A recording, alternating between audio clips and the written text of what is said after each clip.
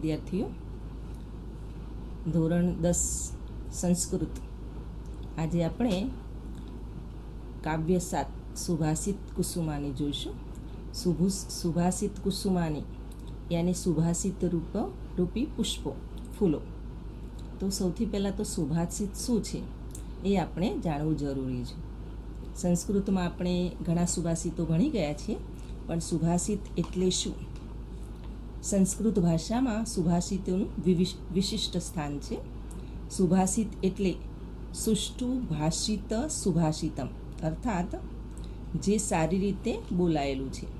તે સંસ્કૃત સાહિત્યમાં સુભાષિતોનો અખૂટ ખજાનો જોવા મળે છે. સાહિત્યકારોની માન્યતા છે કે પૃથ્વ્યામ ત્રીણી રત્નાની જલમ અન્નમ સુભાષિતમ, અર્થાત પૃથ્વી પર 3 રત્નો છે: જળ, અન્ન અને સુભાષિત. માનવ જીવન માટે જેમ અન્ન અને જળ અનિવાર્ય છે, તેવી જ રીતે સુભાષિત પણ અનિવાર્ય છે, જે સત્ય, શિવ એટલે કે કલ્યાણ અને સુંદર વચન છે. સુભાષિતની મહત્તા બતાવતા એક સુભાષિતકારે કહ્યું છે કે દ્રાક્ષામ્લાનમુખી જાતા શર્કરા ચાશ્મતામ ગતા સુભાષિત રસમ દ્રષ્ટવા સુધાભીતા દિવમ ગતા, અર્થાત સુભાષિત રસની મધુરતા જોઈને દ્રાક્ષનું મુખ મલિન થઈ ગયું, સાકર પથ્થર બની ગઈ અને અમૃત ભયભીત થઈને સ્વર્ગમાં ચાલી ગયું. આ છે સુભાષિતનું મહત્ત્વ. સુભાષિતના આ સુભાષિતો માત્ર ભારતીય પ્રજા કે સંસ્કૃતિને અભિવ્યક્ત કરતા નથી, પરંતુ તે તો સમગ્ર માનવ સંસ્કૃતિની ઓળખ કરાવે છે. પરિણામે તે સ્થળ અને કાળના બંધન વગર માનવ માત્રના જીવનને માર્ગદર્શન આપે છે. અહીં માનવ જીવનમાં મૂલ્યોની સ્થાપના કરવાનો ઉપક્રમ હોય છે. વ્યક્તિના ચારિત્ર ઘડતર માટે મિત્રની જેમ તે સહાયક બને છે. જીવનમાં જે ગ્રહણ કરવા યોગ્ય બાબતો છે, તેમનું અનુસરણ કરવાથી માનવને કેવી રીતે સુખ અને આનંદની અનુભૂતિ થઈ શકે છે, તેના સરસ ઉદાહરણો પણ આ સુભાષિતો પૂરા પાડતા હોય છે. ટૂંકા વાક્યમાં લાંબી વાત મૂકવાની વિશેષતા આ સુભાષિતોમાં રહેલી છે. આ પાઠમાં, આ કાવ્યમાં 7 સુભાષિતોનો સંગ્રહ છે, જે સુભાષિત રત્ન ભાંડાગર તથા અન્ય ગ્રંથોમાંથી લેવામાં આવ્યા છે, જેમાં વિવિધ વિષયો આપવામાં આવ્યા છે.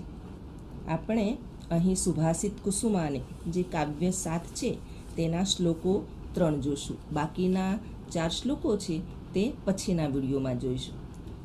સૌથી પહેલાં 3 શ્લોકોનું આપણે ગાન કરીશું.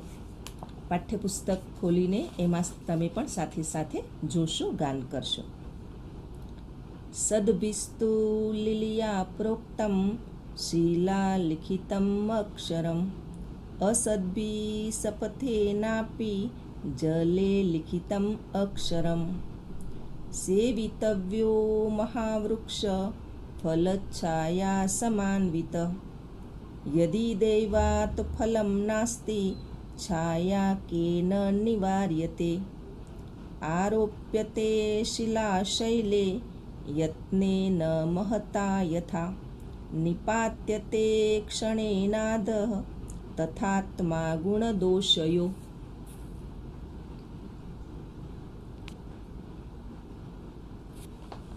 પેલો શ્લોક આપણે જોઈએ. સદભિસ્તુ લીલિયા પ્રોક્તમ શિલા લિખિતમ અક્ષરમ અસદ્ભિઃ સપથેનાપી જલે લિખિતમ અક્ષરમ. સૌથી પહેલાં સંધિ જોઈશું. સદભિસ્તુ, તેની સંધિ થાય છે સદભિઃ પ્લસ તુ. શપથેનાપી, શપથેન પ્લસ અપી. શિલા લિખિતમ અક્ષરમ, તો શિલા લિખિતમ પ્લસ અક્ષરમ. એ જ રીતે લિખિતમ અક્ષરમ તો થશે લિખિતમ પ્લસ અક્ષરમ. શબ્દાર્થ જોઈએ.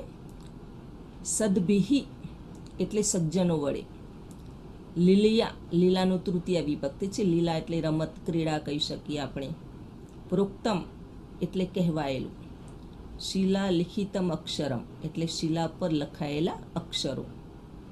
અસદ્ભિહી એટલે દુર્જનો, દુર્જનો વડે. સદ્ભિહી અને અસદ્ભિહી બંને તૃતીય બહુવચનના રૂપો છે.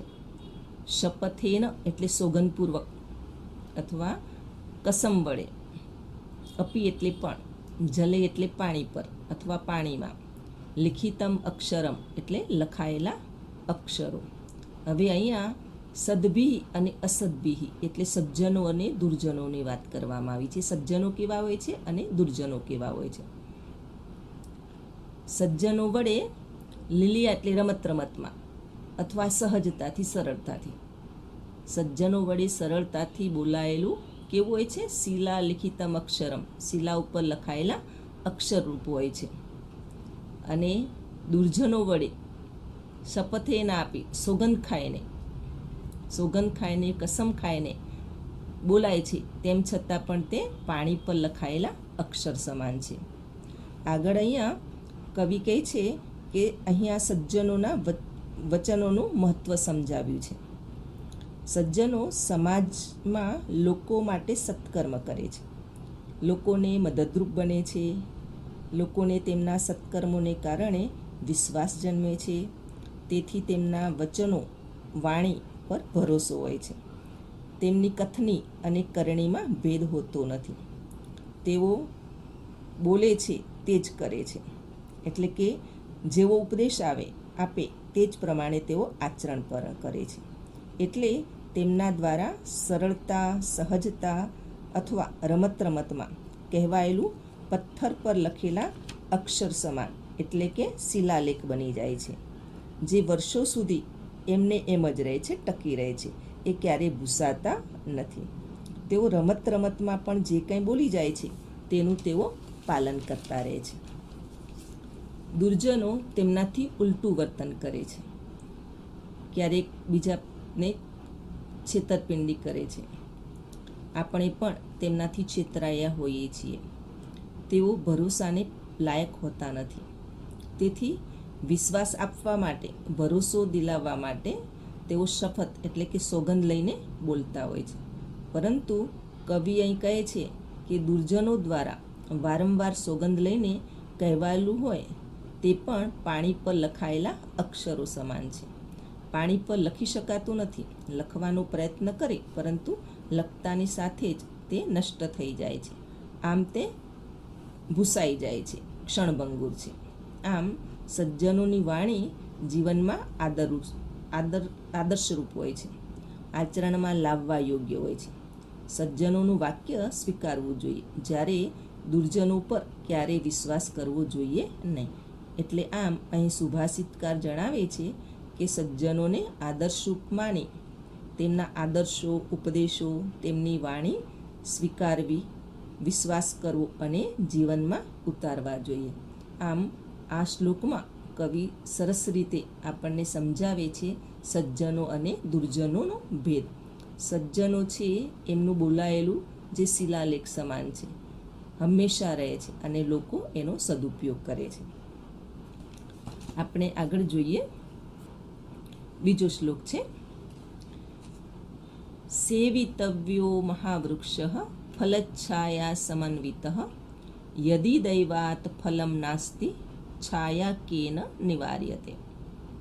સંધિ છે સેવિતવ્યો મહાવૃક્ષ એટલે સેવિતવ્ય પ્લસ મહાવૃક્ષ. નીચે બીજી પંક્તિમાં દૈવાત ફલમ નાસ્તિ છાયા, તો એની સંધિ થશે દૈવાત પ્લસ ફલમ પ્લસ ન પ્લસ અસ્તિ પ્લસ છાયા. શબ્દો જોઈએ. સેવિતવ્ય એટલે સેવવા જોઈએ. મહાવૃક્ષ એટલે મોટા વૃક્ષો, મહાવૃક્ષ. ફલછાયા સમન્વિત, ફલ અને છાયાથી યુક્ત એટલે અથવા ફળ અને છાયાવાળા. યદિ એટલે જો. દૈવાત એટલે ભાગ્યને કારણે, નસીબ જોગે. ફલમ એટલે ફળને. નાસ્તિ એટલે નથી. છાયા યાને છાયા, કેન નિવાર્યતે કોના વડે રોકાય છે, અટકાવાય છે, એટલે કોણ રોકી શકે છે. સેવિતવ્યો મહાવૃક્ષ ફલચ્છાયા સમન્વિત યદિ દૈવાત ફલમ નાસ્તિ છાયા કેન નિવાર્યતે.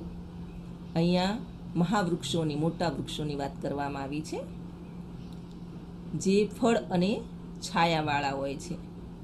અહીંયા સુભાષિતકાર કહે છે કે ફળ અને છાયાવાળા મોટા મોટા વૃક્ષોને સેવવા જોઈએ.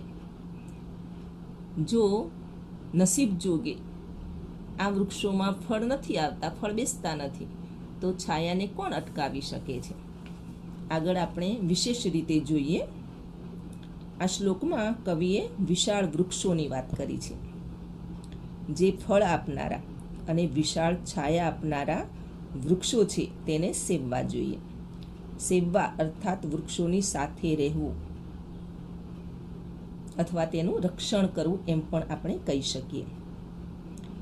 તેનો વિસામો લેવો, તેની નીચે બેસવું અથવા તેનું રક્ષણ કરવું. હવે વિશાળ વૃક્ષો કેવા કેવા વૃક્ષો હોય છે? દાખલા તરીકે લીમડો, પીપળો, પીપળી, આંબો, આંબલી, વડ, આસોપાલ, ગુલમોહર, આ બધા વિશાળ વૃક્ષો છે જેની નીચે વટે માર્ગું વિસામો લે છે. થાકેલા લોકો આરામ પણ કરે છે. બાળકો રમતા હોય છે, પ્રાણીઓ તેની છાયામાં આરામ કરે છે, પક્ષીઓ માળા બનાવીને એટલે કે ઘર બનાવીને નિવાસ કરે છે. તેના ફળો પણ બધા જ પ્રાણીઓ, પક્ષીઓના ઉપયોગમાં આવે છે. આમ વૃક્ષો ખૂબ ઉપયોગી હોય છે. માટે કવિ આપણને આવા વૃક્ષો સાથે રહેવા અને રક્ષણ કરવા જણાવે છે. સુભાષિતકાર આગળ જણાવે છે કે ભાગ્યવશાત એટલે કે નસીબ જોગે, ભાગ્યને કારણે તે વૃક્ષોમાં ફળ નથી આવતા તો તેની છાયાને કોણ અટકાવી શકે. એટલે કે તે વૃક્ષ ઉપર ફળ ન બેસે તો કંઈ નહીં, પરંતુ છાયા તો તેઓ આપે જ છે. આમ છાયા મેળવીને પણ પ્રાણીઓએ સંતોષ મેળવવો જોઈએ, સંતોષ માનવો જોઈએ.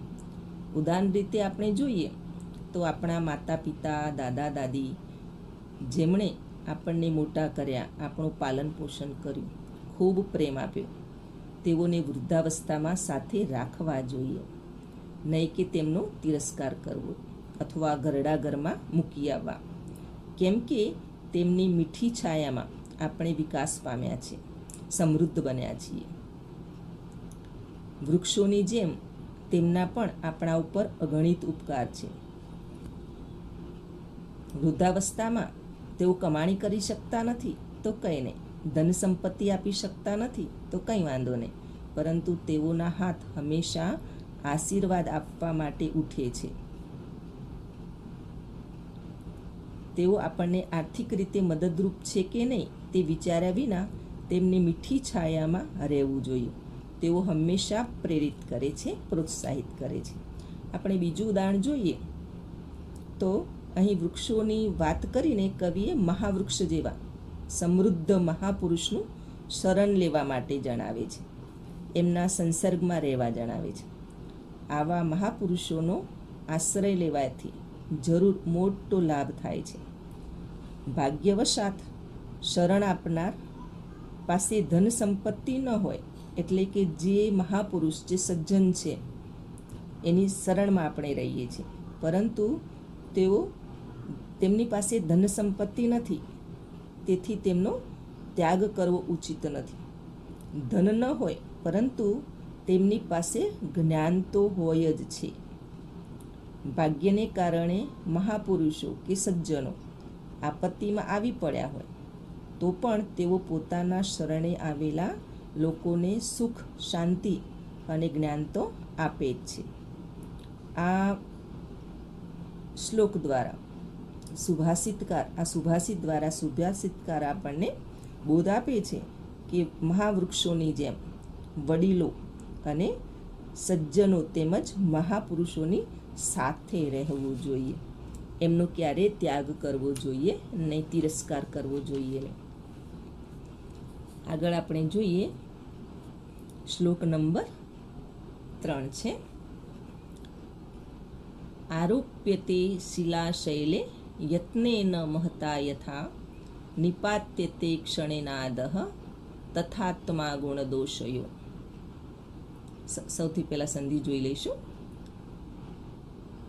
ક્ષણેનાદઃ સંધિ થશે ક્ષણેન પ્લસ અધઃ. તથાત્મા એની સંધિ છે તથા પ્લસ આત્મા.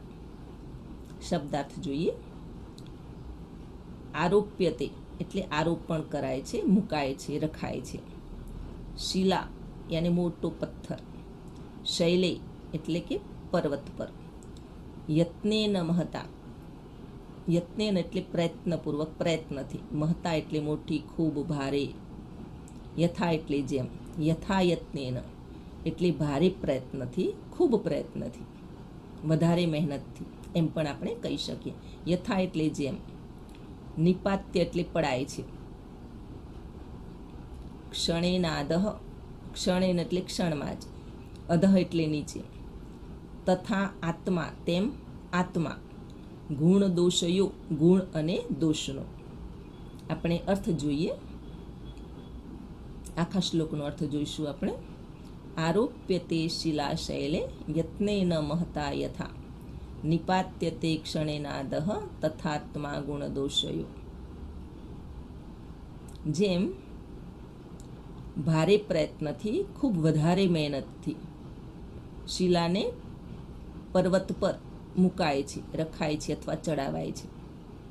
જેમ ભારે મહેનતથી પર્વત ઉપર શિલા યાને મોટો પથ્થર મુકાય છે અથવા રખાય છે, તે જ રીતે નિપાત્યતે ક્ષણેનાદઃ ક્ષણમાં જ એને નીચે પાડી શકાય છે.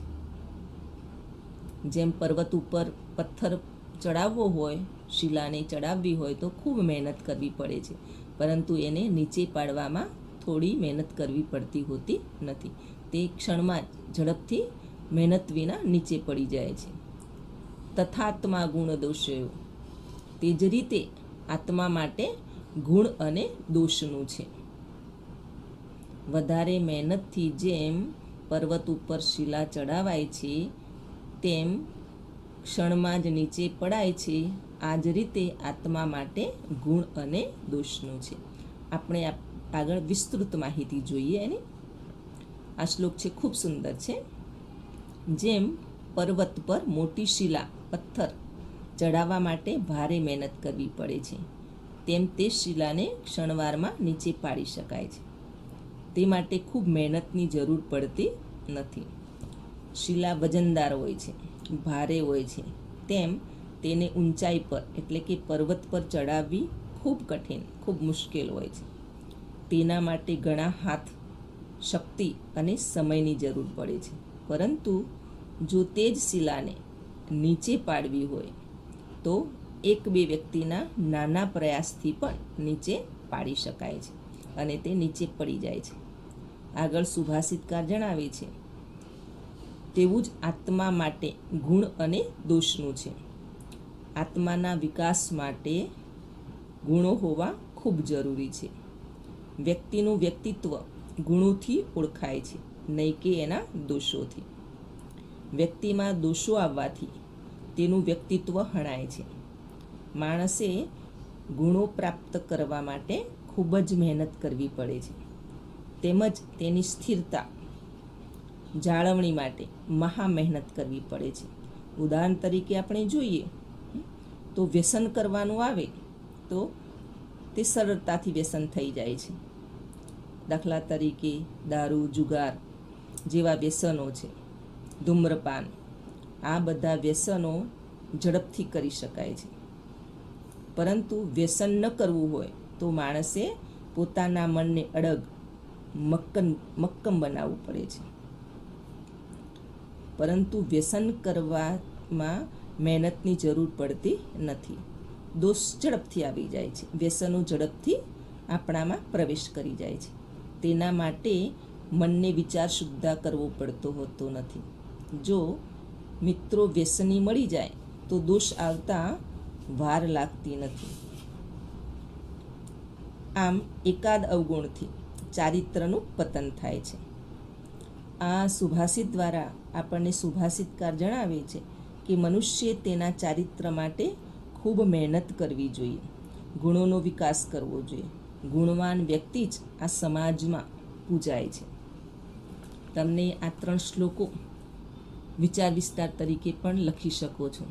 આ કાવ્યમાંથી બધી જ પરીક્ષામાં અને વાર્ષિક પરીક્ષામાં પણ 3 માર્ક્સનો વિચાર વિસ્તાર પૂછાય છે. એટલે આપણે અત્યારથી જ વિચાર વિસ્તારની તૈયારી કરશું. વિચાર વિસ્તાર માટે સૌથી પહેલાં તો એનો અનુવાદ ખાસ આપણને આવડવો જોઈએ. તો આ 3 શ્લોકમાંથી કોઈ એક વિચાર વિસ્તાર તમારે સ્વાધ્યાયની નોટબુકમાં વ્યવસ્થિત રીતે કરવાનો છે. તો વિચાર વિસ્તારમાં સૌથી પહેલાં શું કરશો તો એ ધ્યાન રાખશો. સૌથી પહેલાં આપણે શ્લોક લખીએ છીએ, ત્યાર પછી અનુવાદ લખીએ છીએ. આગળ વધતા સુભાષિતનું મહત્ત્વ ચોક્કસ લખવું. આગળ જોઈએ તો જે શ્લોક, જે વિચાર અહીંયા કવિએ વ્યક્ત કર્યો છે, સુભાષિતકારે જે વિચાર વ્યક્ત કર્યો છે એની વિસ્તૃત માહિતી આપીએ છીએ. ત્યાર પછી આપણા વિચારો વ્યક્ત કરશું અને અંતમાં બોધ લખવાનું ક્યારેય ભૂલશું નહીં. આમ વિચાર વિસ્તાર જો વ્યવસ્થિત લખાય તો પૂરેપૂરા માર્ક્સ પણ તેમાંથી મળી રહે છે. અસ્તુ.